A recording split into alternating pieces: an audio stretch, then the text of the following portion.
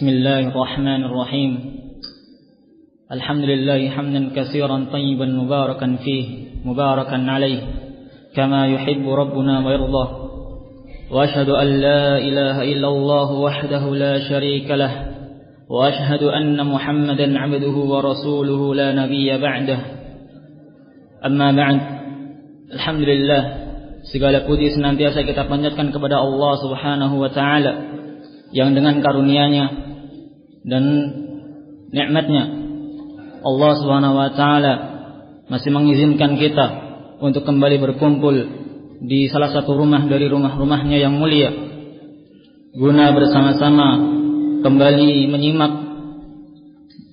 silsilah muhadharah al-ilmiyah yang diselenggarakan oleh Ma'had Al-Faruq As-Salafi li Tahfidil Quran Kalibagar yang insyaallah taala akan disampaikan oleh beliau Al-Ustaz Abu Ismail Muhammad Ridal hafizahullah taala, dan insyaallah taala beliau akan membawakan sebuah tema menuju jalan ilmu. Oleh karenanya kami himbau kepada seluruh hadirin untuk bisa lebih merapat ke meja pembicara. Dan juga kami himbau untuk bisa memperhatikan adab-adab dalam bermajlis serta mencatat faedah dan nasihat yang beliau sampaikan. Tanpa berlama-lama kepada beliau Al-Ustaz Abu Ismail Muhammad Ridal LC hafizahullah taala, falyatafaddal mashkura wa ma'jura.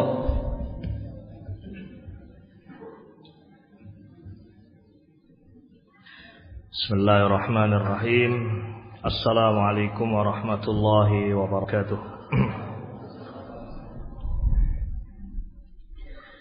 Innal hamdalillah nahmaduhu wa nasta'inuhu wa nastaghfiruh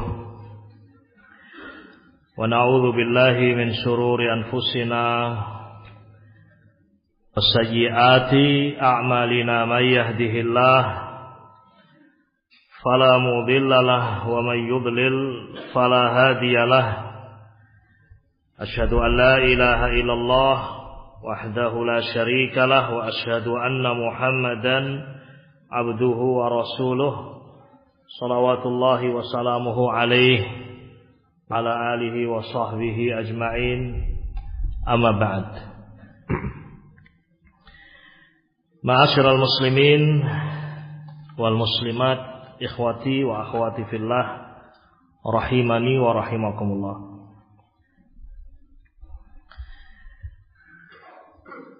Ilmu sebagaimana dimaklumi adalah sesuatu yang sangat mahal. Tentu yang dimaksud di sini adalah ilmu Al-Qur'an was Sunnah.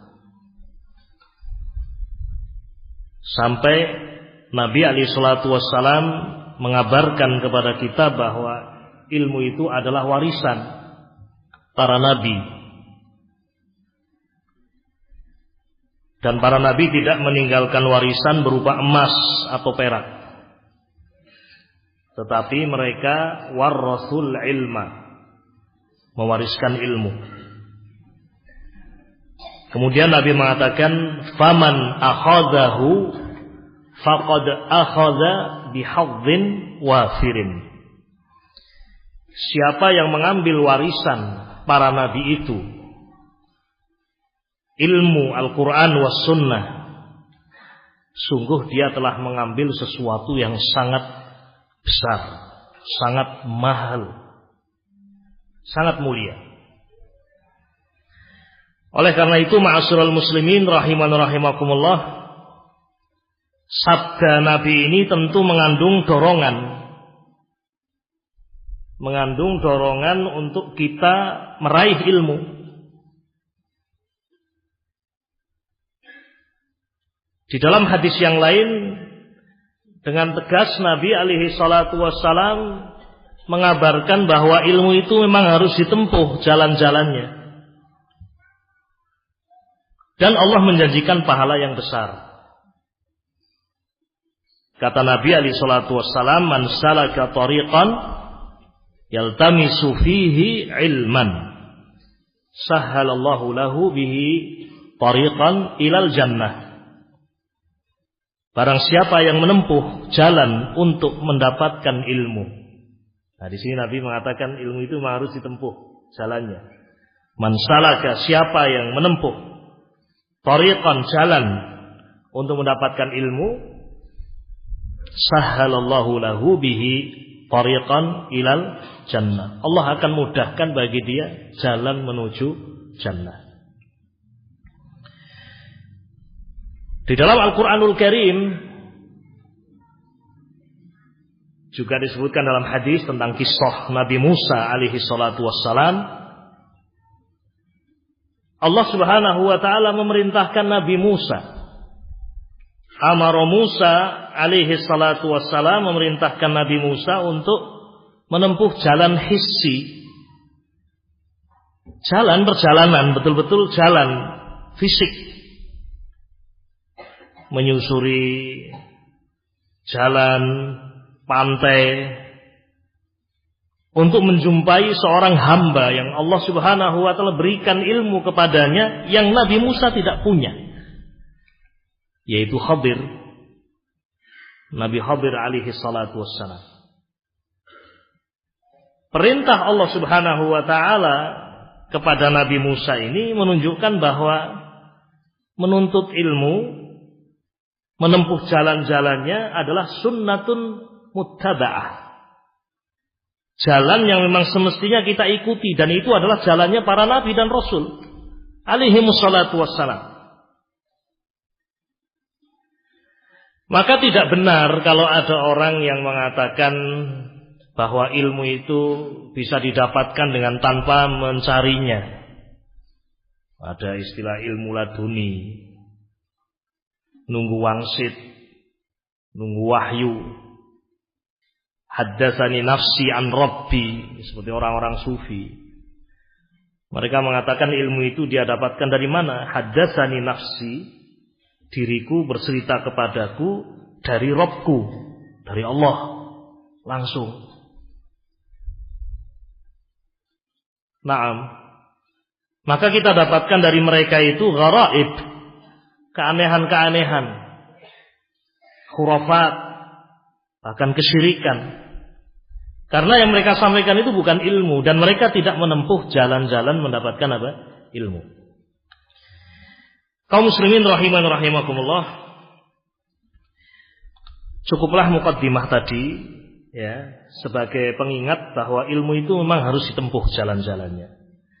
Fama hiya turuqu tahsilil ilm. Kalau ada pertanyaan, apa itu jalan-jalan untuk kita mendapatkan ilmu? Apa jalan-jalannya?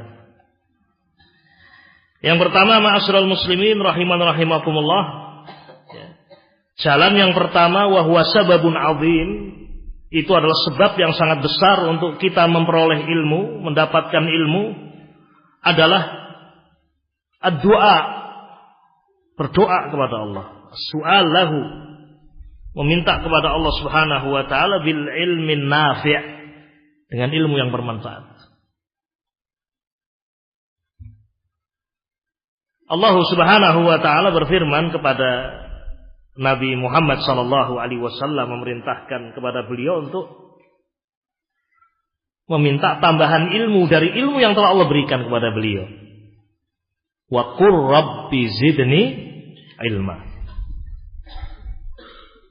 Dan katakanlah wahai Nabi, berdoalah wahai Nabi, Rabbi zidni ilma. Wahai Rabbku, berilah aku tambahan ilmu. Coba lihat Nabi alaihi salatu wassalam, afdalul bashar wa a'lamu ibadillah, manusia yang paling afdal dan hamba Allah yang paling berilmu, diperintahkan oleh Allah untuk berdoa, minta kepada Allah tambahan ilmu. Artinya doa itu adalah sebab yang sangat besar seorang akan mendapatkan apa? Ilmu. Maka banyaklah berdoa kepada Allah subhanahu wa ta'ala. Jangan menyandarkan kepada kecerdasan yang Allah berikan kepadanya. Betul, kecerdasan itu salah satu sebab. Tetapi tidak boleh menyandarkan kepada az-zaka, kecerdasan dia.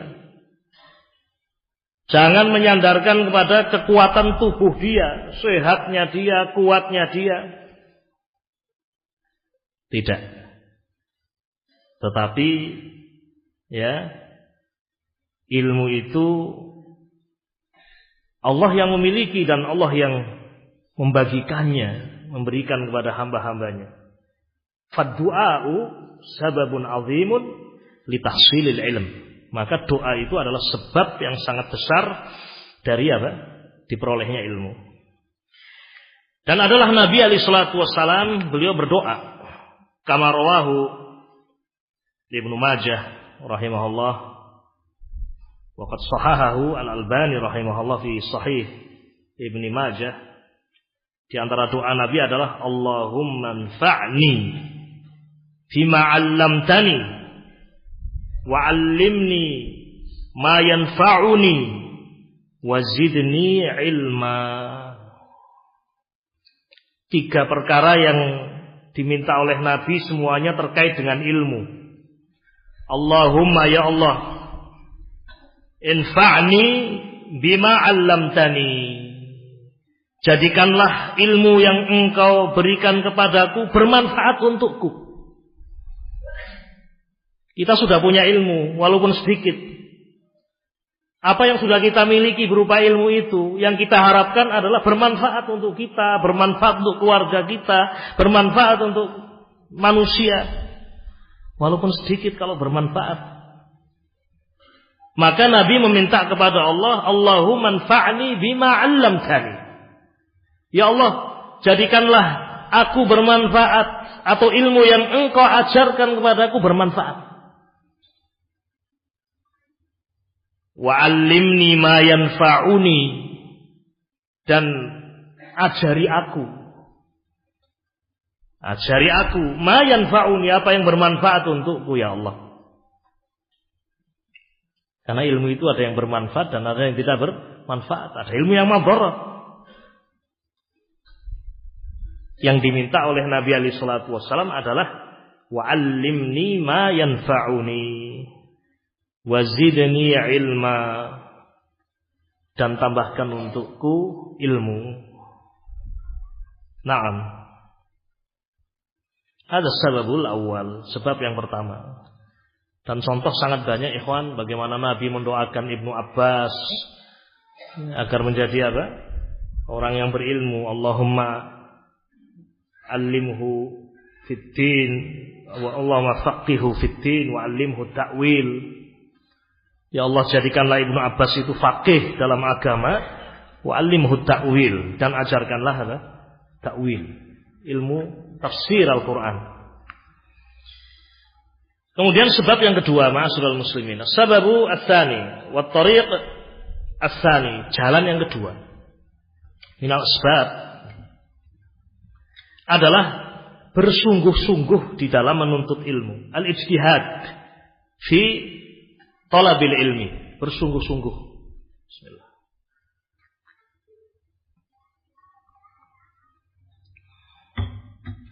Namanya sungguh-sungguh ya dalam semua sisi, zahir dan apa?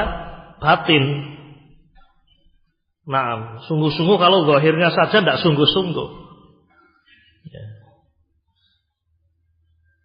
Hati ini bagaimana kita mencintai ilmu itu sungguh-sungguh. Bagaimana saya bisa mencintai ilmu itu?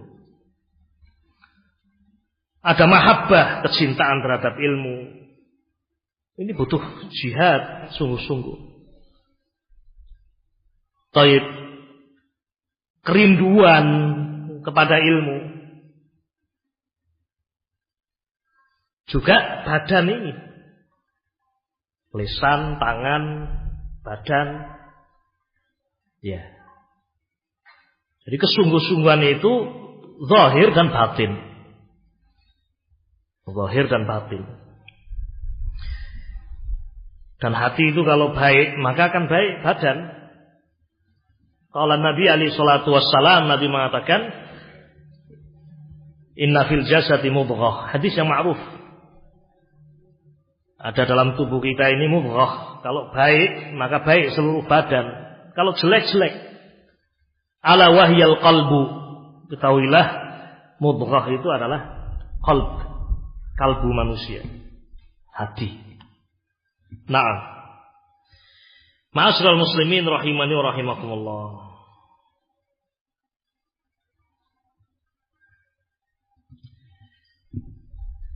Kata Yahya ibn Abi Katsir, sebagaimana diriwayatkan oleh Al-Imam Muslim di dalam sahihnya,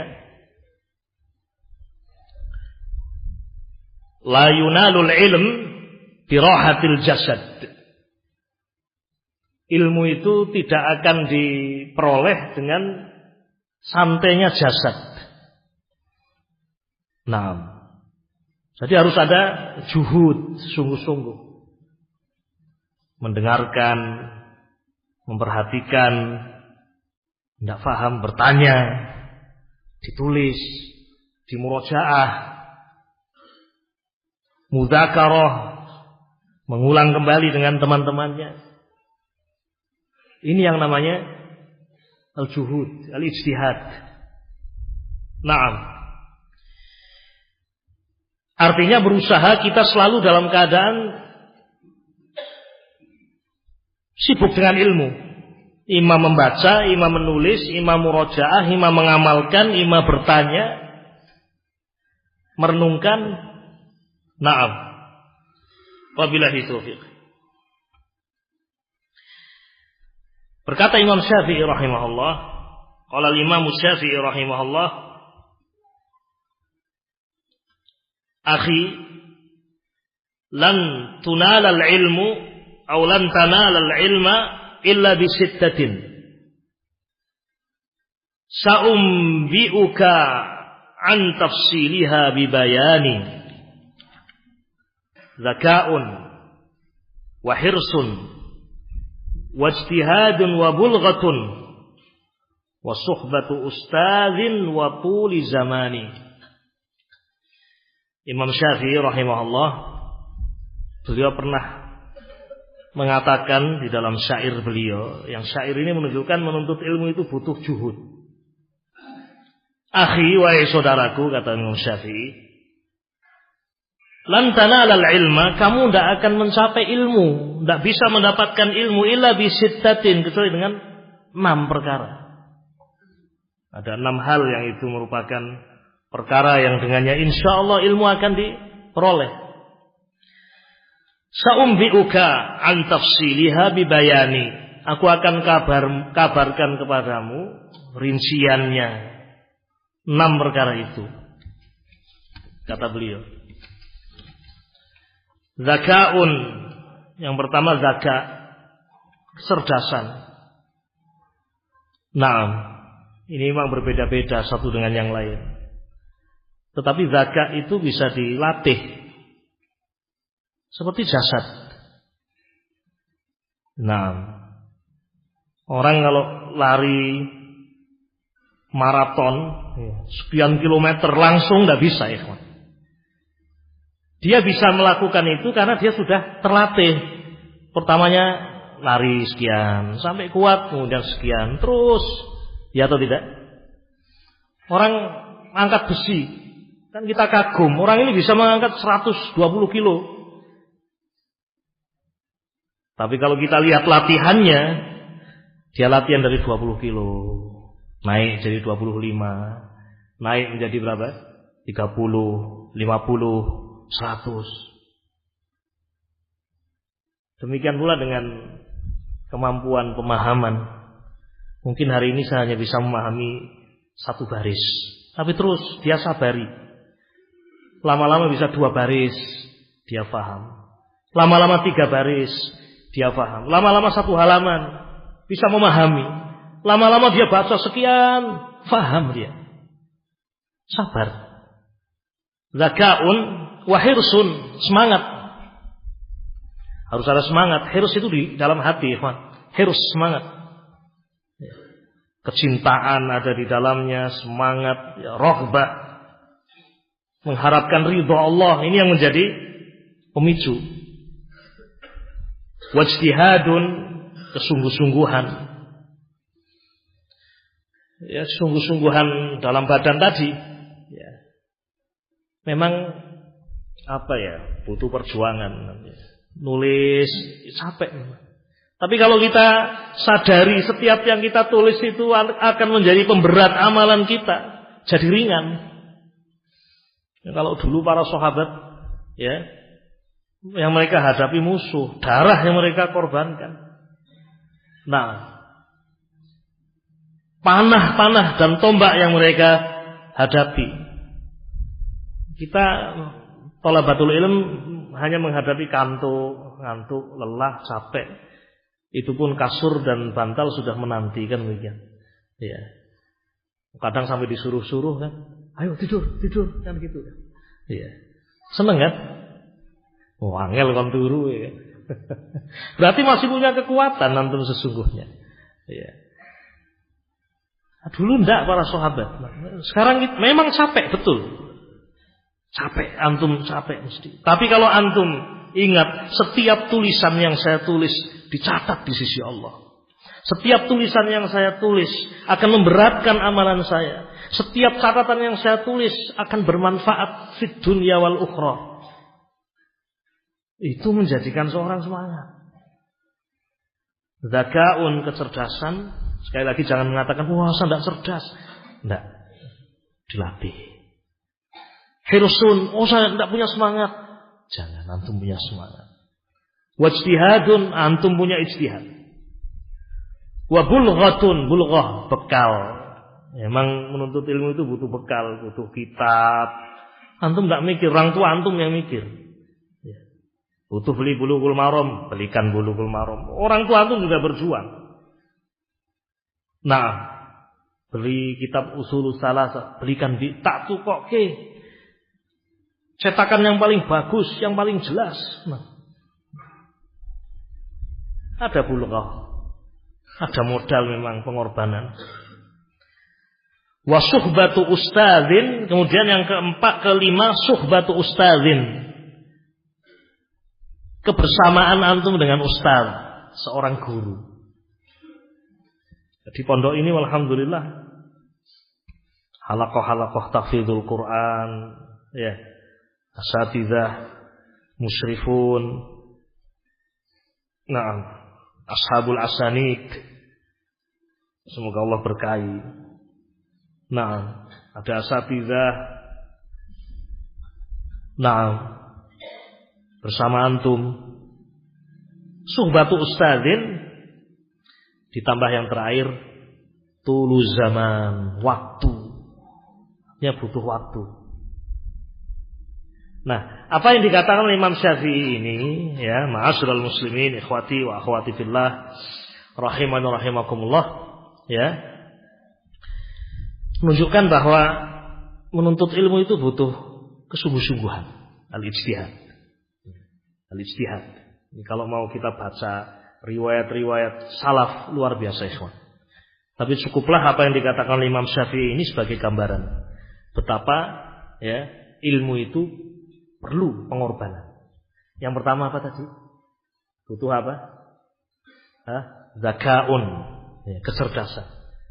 Nah, yang kedua apa? Hirsun, ya, semangat. Ya, harus ada semangat. Hati kita ini semangat.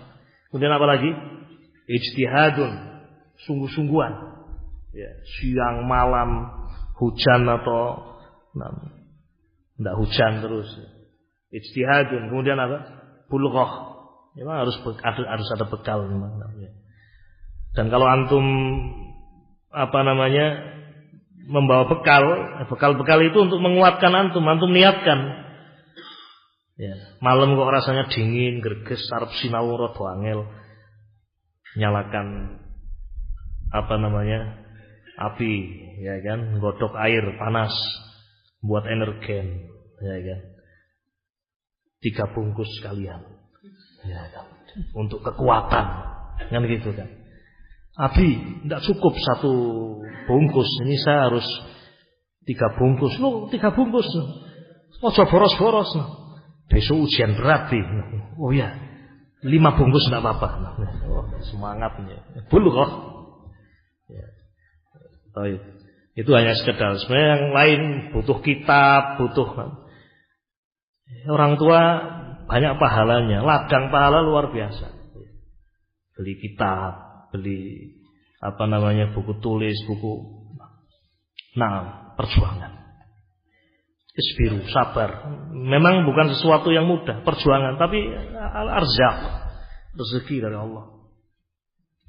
Kemudian yang keempat apa tadi? Apa Mas? Suhbatu ustadzin, ya. Ada ustadz yang ngajar, yang bimbing, musyrif. Nah, suka antum bayangkan mondok di pondok ini, ya, sekedar mondok, ustadznya enggak ada, musyrif enggak ada.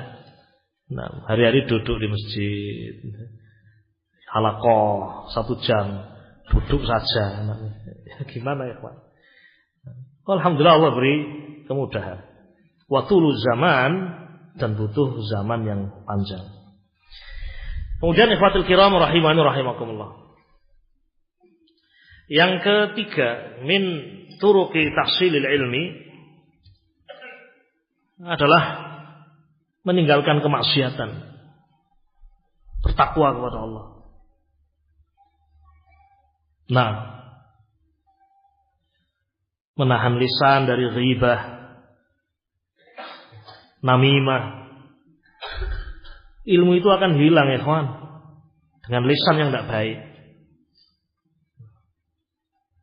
Ilmu itu akan tidak diberkahi dengan kita terjatuh pada kemaksiatan, apalagi asyirku billah azza wajalla. Waliyadu billah.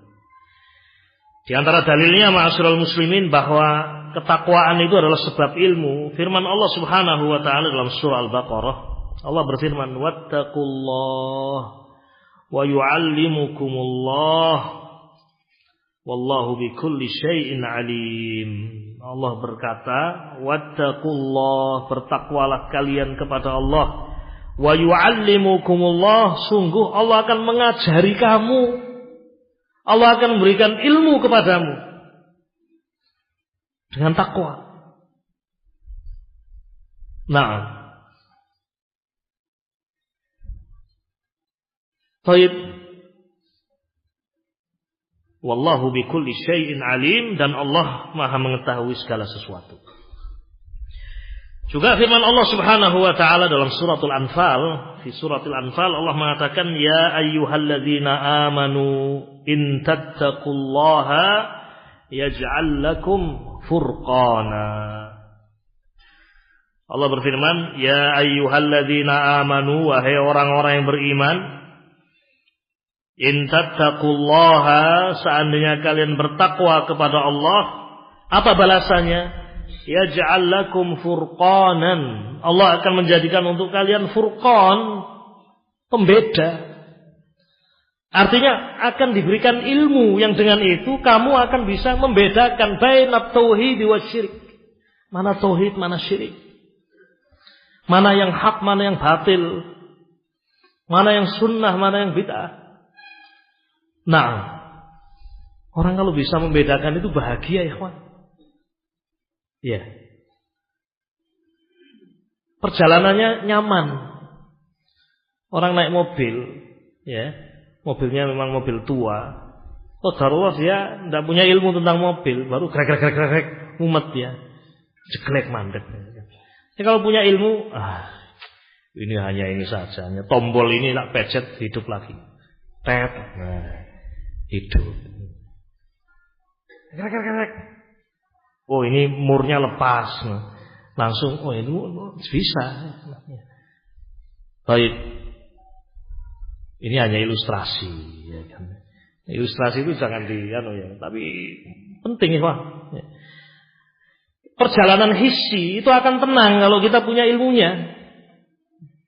Atau ngerti jalan, ngerti ilmu mobil, ngerti ilmu jalan. Jalannya tahu ini. Jalan yang sampai ke sana ini, nanti ini. Jalan tol hati-hati, pintu keluar banyak. Kalau salah bisa muter lagi, mumet. Kalau punya ilmu, lancar-lancar saja. Lalu bagaimana dengan perjalanan yang panjang menuju Allah Subhanahu? di mana Nabi telah menggambarkan ada jalan yang lurus, hadza sabilullahi mustaqima, Rasul buat garis lurus, kemudian Nabi mengatakan ini jalan Allah yang lurus. Kemudian di kanan kirinya Nabi membuat garis-garis yang sangat banyak. Wa khatta khututan an yaminihi wa an shimalihi. Ada garis-garis yang menyimpang di kanan dan kirinya. Masing-masing jalan itu ada setan-setan yang mengajak manusia untuk berbelok, menyimpang dari as-siratal mustaqim. Seorang yang Allah beri taufik, Allah beri dia furqan, ada ajakan syaitan, ini ghulu, tidak boleh diikuti. Ini jafa, tidak boleh diikuti. Ini bid'ah, tidak boleh diikuti. Ini syirik, dia tidak mengikuti. Betapa menyedihkannya kalau justru sebaliknya. Dia melihat yang tauhid adalah kebatilan.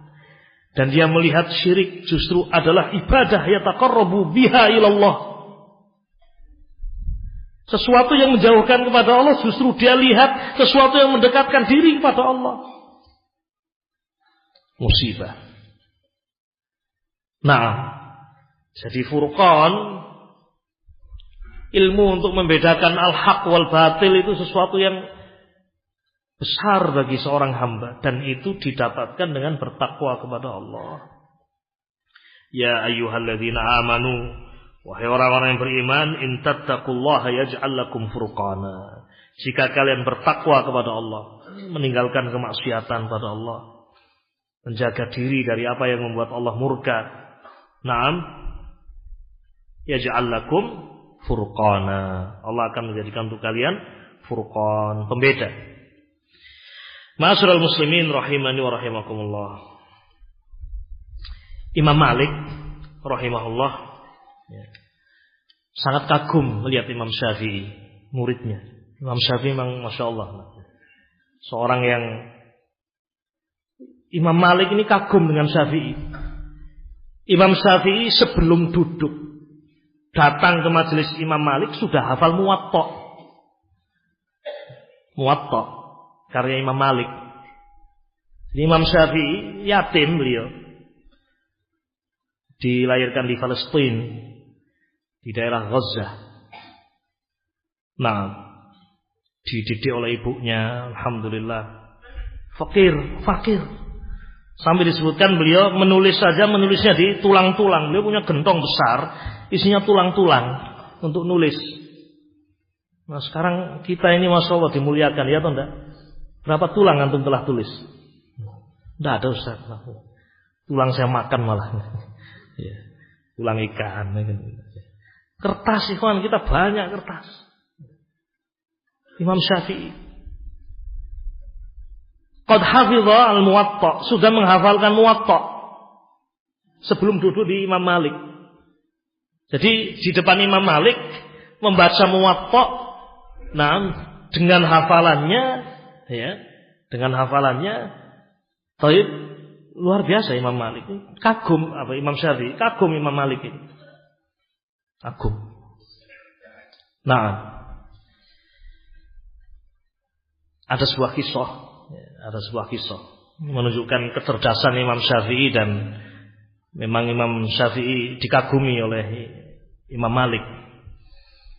Ada dua orang yang bersengketa, ya, jual beli. Yang satu jual ayam jago atau apalah namanya. Pokoknya dicari bunyinya, dijual kepada pembeli. Dia katakan ini hewan saya ini bunyi sepanjang hari. Wah, tertarik, akhirnya dibeli. Begitu dibeli ternyata tidak sepanjang hari. Ya, ada saatnya tidur kan. Masa hewan keluruk terus. Mumet tandungnya kan. Al-muhim akhirnya kedua orang ini berseteru. Kamu bilang apa namanya? Bunyi terus. Ya nyatanya ini bunyi terus. Akhirnya ribut. Datang ke Imam Malik. Wahai Imam Malik, bagaimana nih sang pembeli ini? Dia mengatakan bunyi terus, nyata tidak. Saya sudah terlanjur beli. Kata Imam Malik, ya sudah, kalau nyatanya tidak berbunyi terus kembalikan. Al-muhim begitu fatwanya. Akhirnya keduanya keluar dengan fatwa disuruh mengembalikan. Di pintu ketemu seorang pemuda yang tidak lain adalah siapa? Imam Syafi'i. Kemudian Imam Syafi'i tanya, ada apa tadi? Tanya apa? Masalah apa? Diceritakan. Kemudian setelah diceritakan, Imam Syafi'i tanya kepada sang pembeli atau sang penjual pembeli. Nah ini burung atau ayam yang tidak tahu saya namanya apa itu. Ini bunyinya lebih banyak bunyinya atau lebih banyak diamnya? Lebih banyak bunyinya. Lebih banyak apa? Berbunyi. Oh ya, kalau lebih banyak berbunyi berarti sah jual belinya. Fatwanya beda. Guru dengan apa? Murid. Balik lagi ke Imam Malik. Wahai Imam Malik, ini ada anak muda ya, berfatwa seperti ini. Siapa? Nah, dipanggil Imam Syafi'i. Nah, kemudian ditanya alasannya kenapa. Baik, alasannya seperti itu. Jadi dalam bahasa Arab, ya, orang kalau sudah melebihi nilai dari setengah, maka dia dikatakan telah apa? Memenuhi, ya. Telah memenuhi. Baik, seperti bermalam di Muzdalifah, namanya bermalam di Muzdalifah, ya. Bermalam di Muzdalifah itu para ulama mengatakan atau bermalam di Mina, yang penting dia telah melebihi setengah malam, itu berarti sudah bermalam. Ya. Ada amalan bermalam di Mina tanggal 11, 12, 13. Ya. Bermalam. Yang dikatakan bermalam apakah harus full satu malam penuh itu di Mina? Atau boleh ya kurang dari itu? Para ulama mengatakan selama dia sudah bermalam melebihi dari apa? Setengah, berarti dia sudah apa? Ya. Telah bermalam. Sama seperti haid. Ya. Telah dikatakan istihadhah kalau dia mengeluarkan darah lebih dari setengah bulan. Istihadhah darahnya. Dia biasa haid misalnya 10 hari, ya. Kemudian tiba-tiba jadi 17 hari. Sebulan berapa? 29 hari kan. 29 hari waktu 17 hari keluar haid. Berarti ini apa? Istihadhah. Nah, wabillahi taufiq. Ala kulli hal Imam Syafi'i rahimahullah ya memberikan fatwa yang demikian. Imam Malik kagum dengan Imam Syafi'i rahimahullah. Ada kisah yang lain. Imam Syafi'i 2 kali pergi ke Madinah. Imam Malik itu kan di Madinah. Makanya dikatakan Imam Darul Hijrah. Imam Darul Hijrah. Imam Syafi'i datang yang pertama kemudian safar. Setelah lama kembali lagi. Nah ketika kembali yang kedua kali Imam Syafi'i duduk ketika Imam Malik sedang mengajukan beberapa pertanyaan. Taib. Ada pertanyaan yang sulit. Tidak ada yang bisa menjawab. Imam Syafi'i keri juga mungkin ya.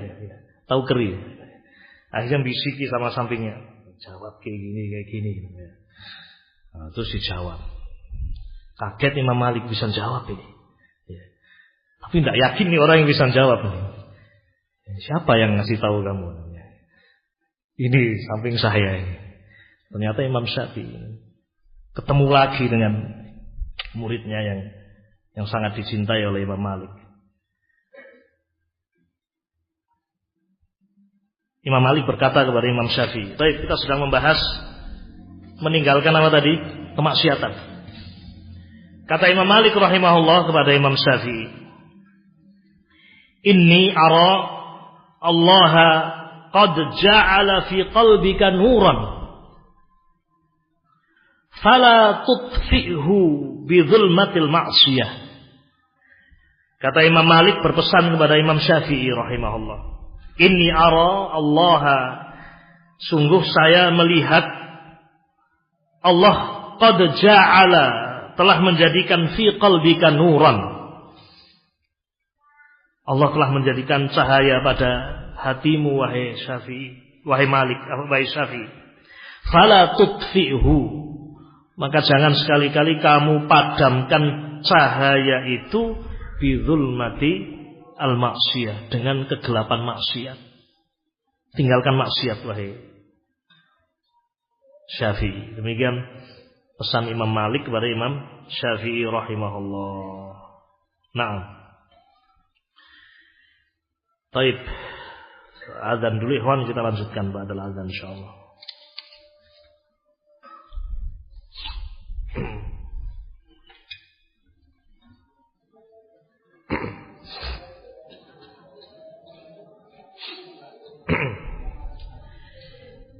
Baik.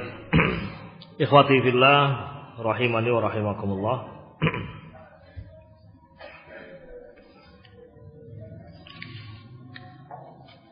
Lemahnya hafalan dan sulitnya memahami bisa jadi sebabnya adalah kemaksiatan. Oleh karena itu Imam Syafi'i rahimahullah di dalam salah satu syairnya menceritakan bagaimana beliau mengeluh kepada guru beliau Waqi' Ibnu Jarrah Ar-Ru'asi. Kata Imam Syafi'i, syakautu al-Waqi' su'a hifdhi. Saya mengeluh kepada Imam Waqi' tentang jeleknya hafalan saya. Fa arsyadani ila tarkil ma'asi. Maka beliau mengarahkan dan membimbing aku untuk meninggalkan kemaksiatan. Fa inna ilmullahi nurun. Karena ilmu Allah itu cahaya. Wa nurullahi la yuhda lil 'asi, dan cahaya Allah itu tidak diberikan kepada orang yang bermaksiat. Taib. Demikian Imam Syafi'i mendapatkan nasihat dari dua guru beliau sekaligus untuk meninggalkan kemaksiatan. Imam Malik dan Imam Waqi' Ibnu Jarrah Ar-Ru'asi rahimahumullah. Kita lanjutkan sebab yang keempat, ma'asyiral muslimin rahiman rahimakumullah. Di antara jalan untuk mendapatkan ilmu adalah kita meninggalkan sifat al-kibr, kesombongan dan malu untuk menuntut ilmu.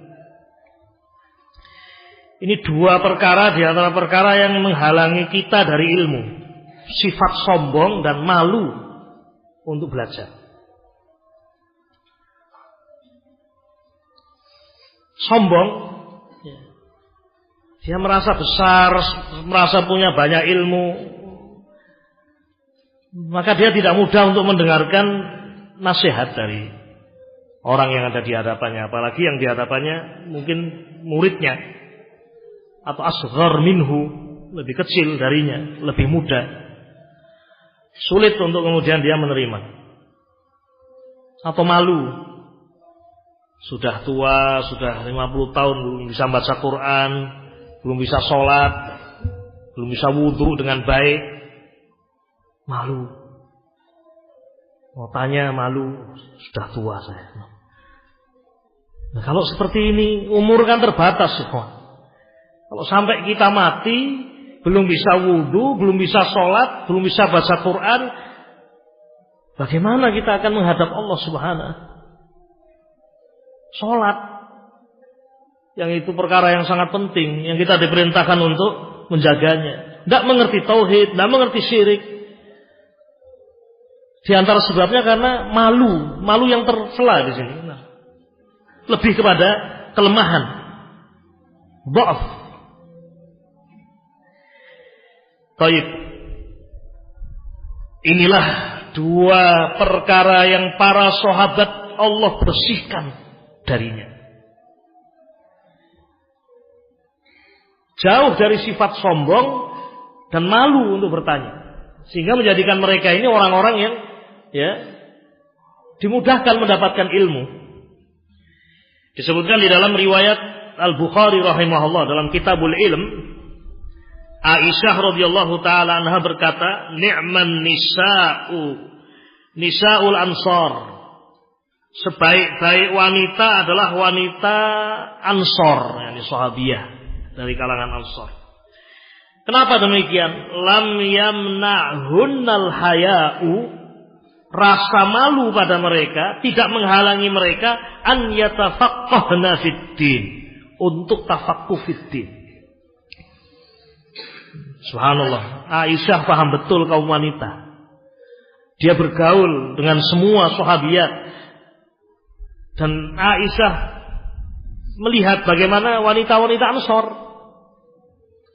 Ni'man nis, beliau sebaik-baik wanita, kata Aisyah, nisaul Ansor, wanita-wanita dari kalangan Ansor. Kenapa? Apa alasannya? Lam yamna'hunna al-haya'u, rasa malu yang ada pada mereka, dan malu itu sifat yang terpuji. Rasa malu yang ada pada mereka tidak menghalangi mereka an yatafaqqahna fiddin, untuk bertanya dalam masalah agama. Wa qalat Ummu Sulaim, berkata Ummu Sulaim, masih dalam Sahih Bukhari, masih dalam Kitabul Ilm, Ummu Sulaim bertanya kepada Nabi. Ummu Sulaim ya, Al-Ansariyah. Ummu Sulaim ini kan ibunya siapa? Anas ya. Al-Ansariyah. Ini salah satu contoh wanita Ansor. Ya Rasulullah, wahai Rasulullah, innallaha la yastahyi minal haqq. Wahai Rasulullah, Allah tidak malu dari perkara yang hak. Fahal 'alal mar'ati min ghuslin idza talamat. Ya Rasulullah, apakah wanita itu wajib mandi kalau mimpi yang ma'ruf tentunya? Nah, qala Nabi alaihi salatu wasallam. Ini kan pertanyaan yang orang malu tanya. Iya kan? Ya, malu. Wanita bertanya seperti itu. Namun tidak menghalangi untuk bertanya. Ya Rasulullah, wahai Rasulullah, hal 'alal mar'ati min ghuslin. Apakah wajib atas seorang wanita untuk mandi idza talamat, jika dia berihtilam mimpi basah? Qala Nabi sallallahu alaihi wasallam, Nabi menjawab, "Na'am, iya. Idza ra'atil ma', jika dia melihat ada air mani yang keluar." Wanita pun wajib mandi jika dia melihat air. Nah, wabillahi taufiq. Qala Mujahid, berkata Mujahid ibn Jabr al-Makki, la yata'allamul ilma mustahyin wala mustakbirin. Sungguh tidak pernah akan belajar. Siapa? Mustahyin, orang yang malu yang tercela ya. Wala mustakbir, juga orang yang sombong, tidak akan belajar, tidak akan mendapatkan ilmu. Nah, baik. Masjid itu rumah Allah. Di situ dibacakan Al-Quran, dibacakan Sunnah. Nah, hadir ke majelis ilmu. Walaupun yang mengajar mungkin murid kita dulu, tapi dia sekarang punya faedah. Nastafid minhu, kita ambil darinya. Yang terakhir, ma'asyiral muslimin, bila asbab, di antara sebab seorang mendapatkan ilmu, turukul ilm, adalah al-ikhlas fi talabil ilmi, berusaha untuk ikhlas di dalam menuntut ilmu, kemudian mengamalkannya.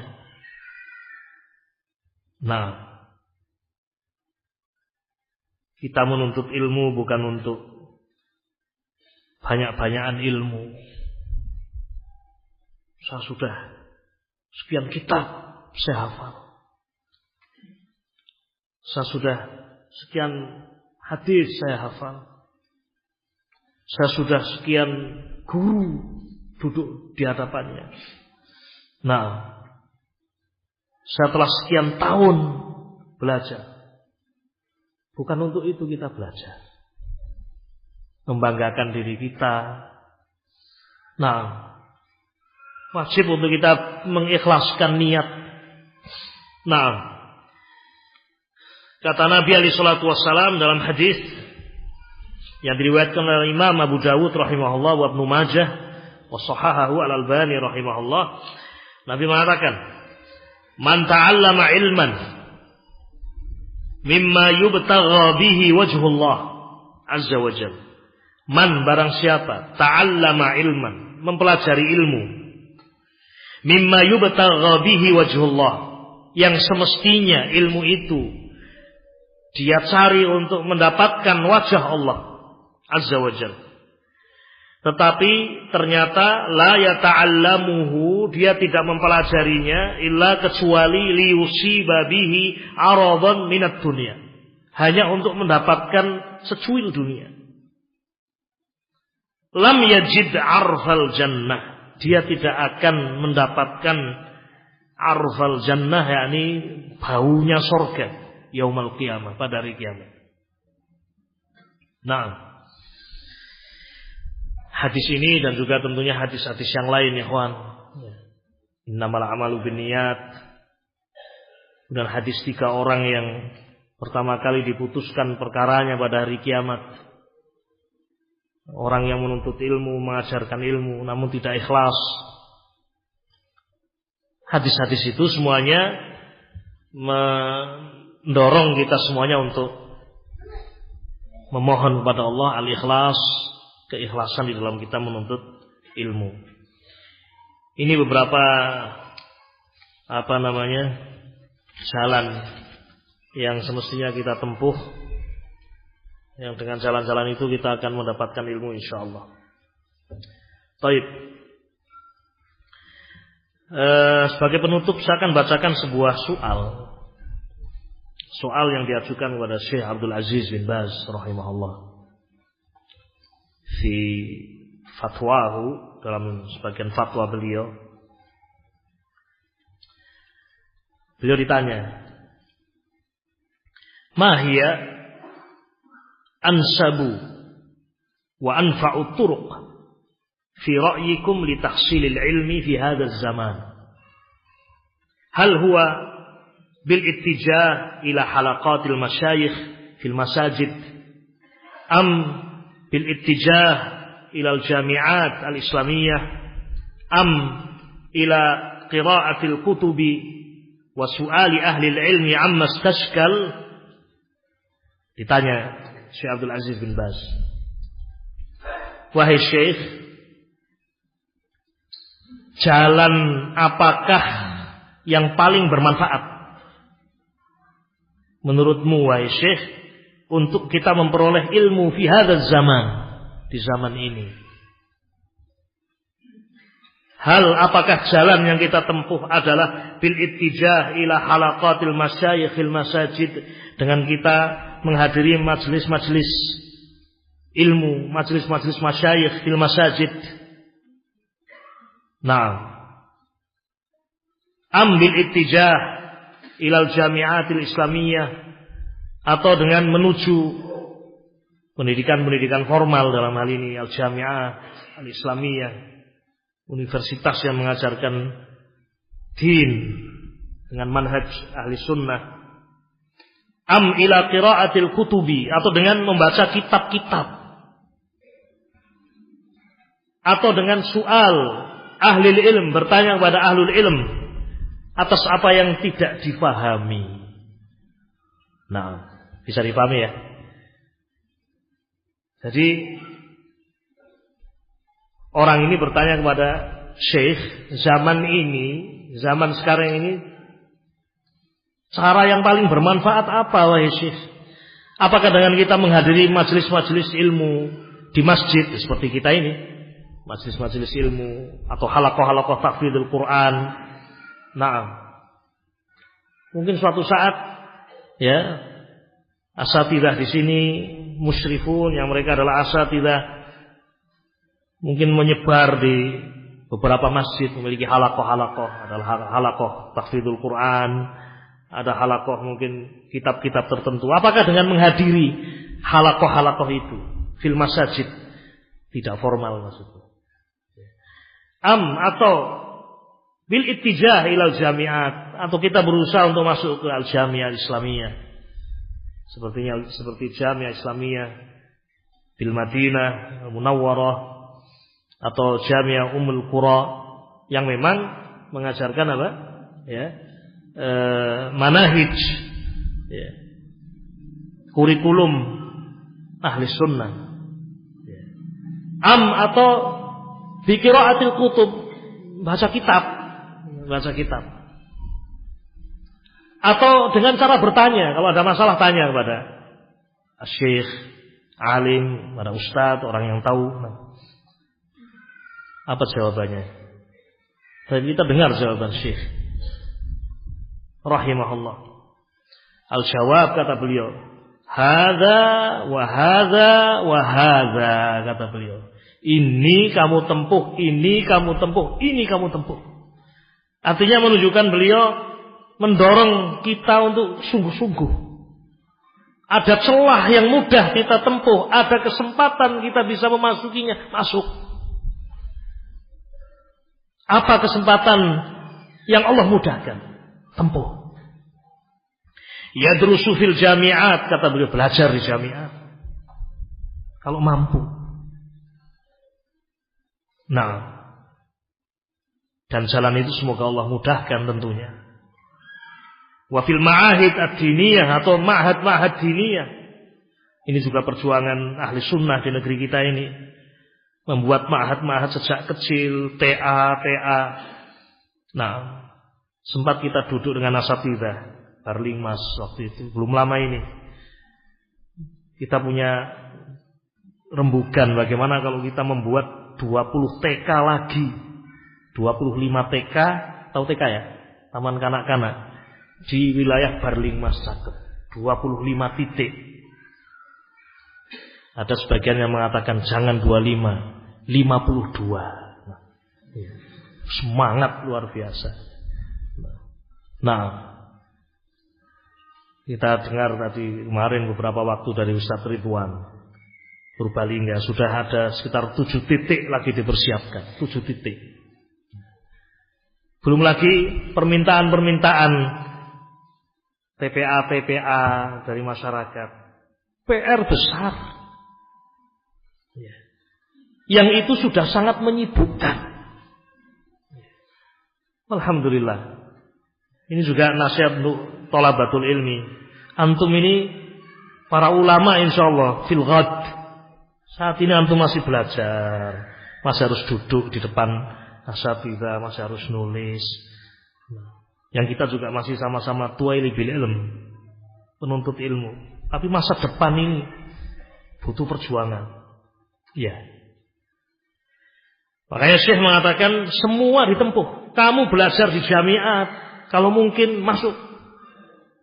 Nah, wa fil ma'ahidil ilmiyah, pemahad-mahad ilmiah yang dibangun oleh ahli sunnah. Wa ya'khudhu syahadat, kalau bisa antum mendapatkan syahadat, dapatkan syahadat. Nah, termasuk syahadat adalah ijazah Al-Quranul Karim. Di ma'had ini ada ijazah Al-Quranul Karim. Dapatkan itu. Yanfa'ukum. Nah, semangat untuk menghafalkan Quran, kemudian antum mengambil syahadat itu, ijazat itu, yanfa'ukum. Orang melihat itu bukan kita mencari penghargaan, tidak ikhwan, tetapi ini amanah ilmiah. Seorang akan percaya ketika tahu antum bacaannya baik, sanadnya nyambung sampai kepada Nabi alaihi salatu wassalam. Sampai Allah Subhanahu wa taala. Nabi dari Jibril, dari Allah Subhanahu.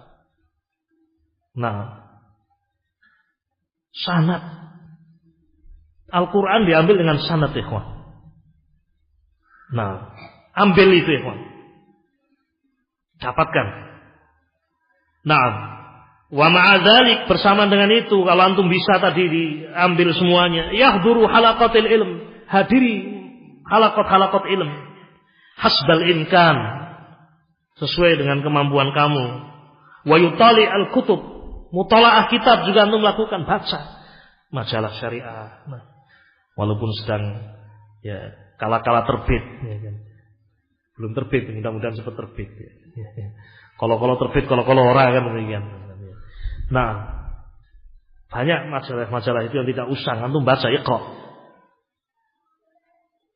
Pembahasan-pembahasan yang bermanfaat. Nah, kitab-kitab diniyah, kitab-kitab para ulama. Wa yas'al ahlul ilmu. Yas'al ahlul ilm, bertanya ahlul ilm, tanya. Tidak tahu wudu, tanya wudu. Tidak tahu sholat, tanya sholat. Tidak tahu tentang sholat sunnah, tanya sholat sunnah. Fayajma'u baina hadza, kata Syekh. Nah, kamu kumpulkan ini semuanya. Wa hadza, dan ini. Hakadza kana salaf. Itulah dulu salaf. Nah, intinya ikhwan. Nah, dulu para ulama seperti itu. Orang kalau jujur, ikhlas, Allah akan mudahkan. Nah, Syekh Abdul Aziz bin Baz rahimahullah tidak melalui pendidikan formal dalam belajar, tidak. Tetapi la nuzaki Allah, keikhlasan beliau. Juhud. Syekh Al-Albani rahimahullah tidak dikenal beliau memiliki pendidikan formal. Tetapi ma'ruf, ya. Bil juhud, kesungguh-sungguhan. Bahkan beliau bukan orang yang kaya, bukan. Ya, sampai disebutkan dalam biografi beliau kalau mau baca harus pergi ke maktabah. Tidak punya buku, bulghahnya kurang. Itu pun harus ngontel beliau, ngontel. Sementara kanan kirinya orang pakai mobil berangkat ke maktabah. Begitu sampai di maktabah, ya tidak beli. Di toko buku tidak beli. Nah, minta izin tentunya. Atau di maktabah pinjam buku. Sampai disebutkan dalam sebagian tarjumah biografi Imam Al-Albani rahimahullah, beliau naik di atas rak, ya, berdiri di atas rak 8 jam. Nah, sambil buka kitab, nyari hadis sambil dicatat. Ya. Sampai Musnad Imam Ahmad, beliau bercerita dalam sebuah kaset saya dengar. Saya pernah mencari hadis Abu Hurairah dalam Musnad Imam Ahmad. Cetakan lama, tahu buku kuning dulu, zaman dulu kitab kuning itu, saya kecil-kecil, tidak ada harokatnya. Untuk mencari satu buah hadis Abu Hurairah, tebal Musnad Imam Ahmad, Musnad Abu Hurairah, dibaca dari awal sampai akhir, kata Syekh Al-Albani. Saya baca dari awal sampai akhir hanya untuk mendapatkan satu hadis itu. Di samping mendapatkan hadis itu, beliau juga punya fahros, punya daftar isi. Hadisnya Abu Hurairah apa saja di situ. Nah, mutalaahnya beliau, kesungguh-sungguhannya beliau diakui. Jadi, kesempatan apa yang kita miliki, kita tempuh. Dengan jalan-jalan tadi, ikhwan, semoga Allah mudahkan untuk kita mendapatkan ilmu. Nah, dan Allah berkahi apa yang Allah berikan kepada kita semuanya dari ilmu Alkitab wa Sunnah. Hadza wallahu a'lam wa ma'dziratan 'alal italah. Wa sallallahu wasallam ala nabiyyina Muhammad wa ala alihi washabbihi ajma'in. Subhanakallahumma bihamdika asyhadu an la ilaha illa anta astaghfiruka wa atubu ilaik. Assalamualaikum warahmatullahi wabarakatuh.